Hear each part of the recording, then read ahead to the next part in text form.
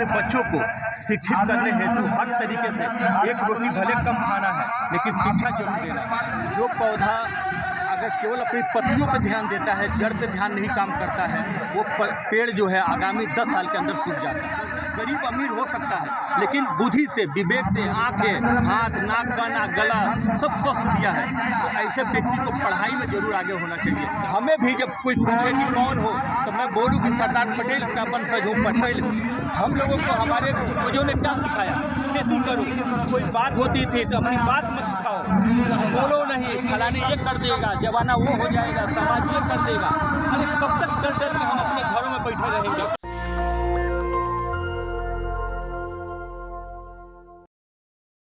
नमस्कार, मैं सरोज कुमार, आप देख रहे हैं सरदार सोसाइटी। अभी हमारे साथ बातचीत करने के लिए डॉक्टर ओमकार सिंह से डॉक्टर हैं और डॉक्टर होने के साथ समाज पर समाज को देखते हैं। समाज के उन्नति के लिए बहुत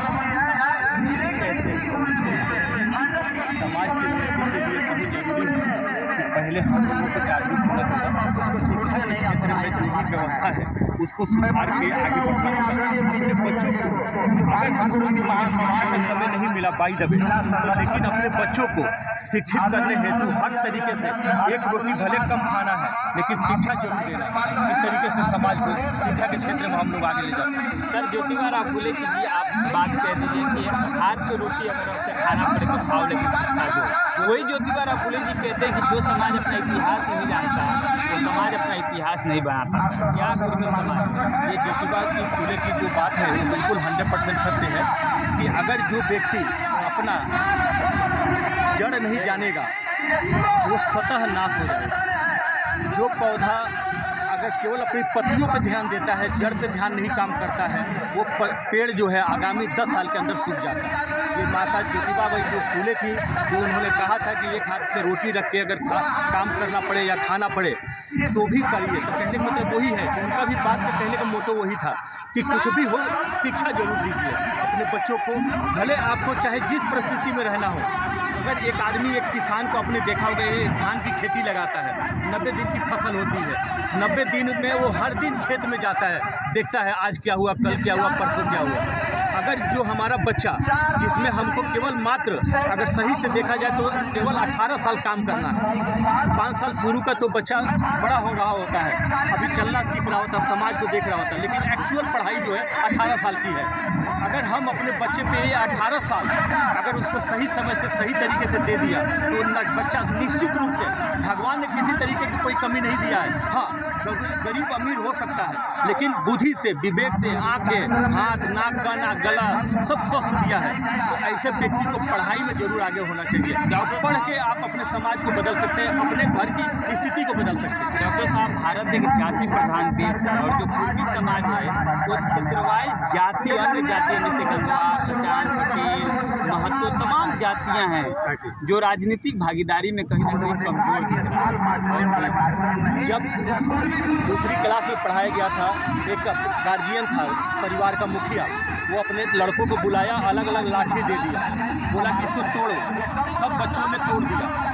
जब उसको बोला गया कि जब उस लाठियों को बांट के एक मंच बना दिया और वही लाठी जब अगले बच्चों को दिया, बोला तुम तोड़ो, वो नहीं तोड़ा। दूसरा बोला, वो भी नहीं तोड़ा। तीसरे को बोला, वो नहीं तोड़ा। कहने का मतलब ये है कि जो चीज़ हमारी शिक्षा व्यवस्था दूसरी क्लास में व्यवस्था दी है कि आप उसको पढ़ के मन मस्तिष्क में याद रखिए। कहने का मतलब क्या है? संघे शक्ति है।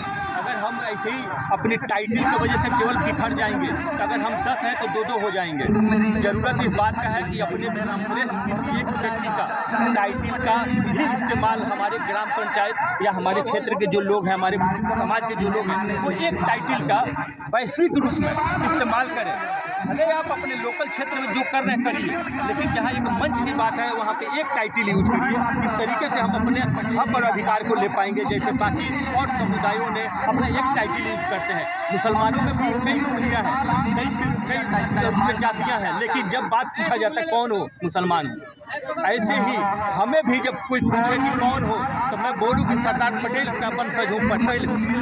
लेकिन मैं देखा गया हूँ कानपुर में एक सचान के ऊपर हमला हुआ, बस्ती में एक वर्मा के ऊपर और बनारस में एक पटेल, लेकिन समाज एकजुट नहीं हो पाया। लोगों को लगा कि वो वर्मा है, वो सचान है, वो पटेल है। जब तक हम लोगों के साथ इस तरीके का छल होगा तब तक हम अपने हक और अधिकार को समाज से नहीं ले पाएंगे, सत्ता में बैठे हुए व्यक्ति से भी नहीं ले पाएंगे। हमें ज़रूरत इस बात का है कि हमें ये नहीं देखना है कि वो कुर्मी था, हमें ये नहीं देखना है कि वो पटेल था, हमें ये नहीं देखना है कि सचान था, चौधरी था, गंगवार था कि कटियार था। हमें ये देखना था कि हमारा कुर्मी तो था ना, वो जाति प्रमाण पत्र अगर किसी को अपने जाति पे घमंड है तो एसडीएम कार्यालय का बना हुआ जाति प्रमाण को आंखों से पढ़े, चश्मा लगा के पढ़े, नहीं तो हमारे पास आए, मैं चश्मे का नंबर दूंगा, चश्मे का नंबर लेने के बाद पढ़े। उसमें साफ साफ लिखा है कुर्मी है हम सब। ऐतिहासिक घटना है कि शिवाजी महाराज को राजनीतिक नहीं किया गया। और कौन लोग वो आप सब भी पढ़े हुए हैं, मैंने भी पढ़ा है कि जब बनारस के पंडितों को आवाहन किया गया कि छत्रपति शिवाजी महाराज बन गए, एक राज्य पे राजा है, इतना बड़ा साम्राज्य उन्होंने खड़ा किया, उनका राज तिलक करिए, तो यही कुछ समाज में बैठे हुए मनवादी सोच के लोगों ने उनको तिलक करने से मना कर दिया, क्योंकि ये सदियों से हुआ है। आपका अधिकार को किसी भी तरीके से छीना गया है, गुमराह किया गया है। अब समय ऐसा आ गया है, ये मल्टीमीडिया का ज़माना है। आप यहाँ से कोई आवाज़ उठाएंगे तो पूरे भारत में वो आवाज़ जाएगी। आवाज़ उठाना सीखिए। हम लोगों को हमारे पूर्वजों ने क्या सिखाया? खेती करो, कोई बात होती थी तो अपनी बात मत उठाओ, कुछ बोलो नहीं, फलाने ये कर देगा, जमाना वो हो जाएगा, समाज ये कर देगा। अरे कब तक कर कर के हम अपने घरों में बैठे रहेंगे? अपने हक लेने के लिए हमें घर से बाहर निकलना ही होगा, आवाज़ उठाना ही होगा, तब जाके अपने हक अधिकार ले पाएंगे। डॉक्टर साहब होते तो साहू जी महाराज, शिवाजी महाराज, संभाजी महाराज से क्या कुर्मी समाज अभी भी दीर्घ भ्रमित नहीं रहता? अगर ज्योतिबा फुले अगर न होती तो मैं निश्चित तौर पर बिरादरी के व्यक्ति खेती कर रहा होता, खेती के अलावा कुछ नहीं कर रहा होता। आप देखिए, आप ही के समाज के निकला हुआ कोई भी व्यक्ति एक कल कारखाना लगाता है, मान लीजिए साबुन बनाता है, तो वो साबुन बनाने के बाद अपनी एमआरपी खुद डालता है। लेकिन हमारे कुर्मी बिरादरी के व्यक्ति जो खेती कर रहे हैं, मेहनत कर रहा है, देवन से हर चीज़ मार्केट रेट के रेट से ले रहा है, और जब उसकी फसल जब निकल के आती है तब यही समाज और यही सरकार उसका सही मूल्यांकन नहीं करता है, और वो विवश हो जाता है अपनी फसल को खेत में नुकसान करने के लिए या आढ़ातिये के हाथ में बेचने के लिए या बिचौलिए के हाथ में बेचने जाता है, जिसका 3 महीने की मेहनत का 1 हफ्ते में फल लेके बिचौलिया चला जाता है और वो तरक्की करता है। आज आढ़ाती जो है फोर व्हीलर से घूमता है, और हमारे ही समाज का किसान जो है आज तक उसको सही से एक मोटरसाइकिल नहीं मिली। बहुत बहुत शुक्रिया आपके बाद आपने हमको बड़ा कीमती समय दिया। ये मंटू भाई हमारे, उन्होंने हमको भी बड़ा समय दिया। आप सभी समाज के लोग हमसे मिले, बहुत अच्छा लगा। आगामी कभी ज़रूरत पड़ेगी तो जरूर आपकी मैं मदद करूँगा। और आपके चैनल के माध्यम से मैं कहना चाहता हूँ कि अगर ये वीडियो किसी हमारे समाज के लोग अगर देख रहे हैं तो जागरूक हो, कहीं पर अगर ज़रूरत पड़ता है तो मुझसे जरूर संपर्क करने की कोशिश करें।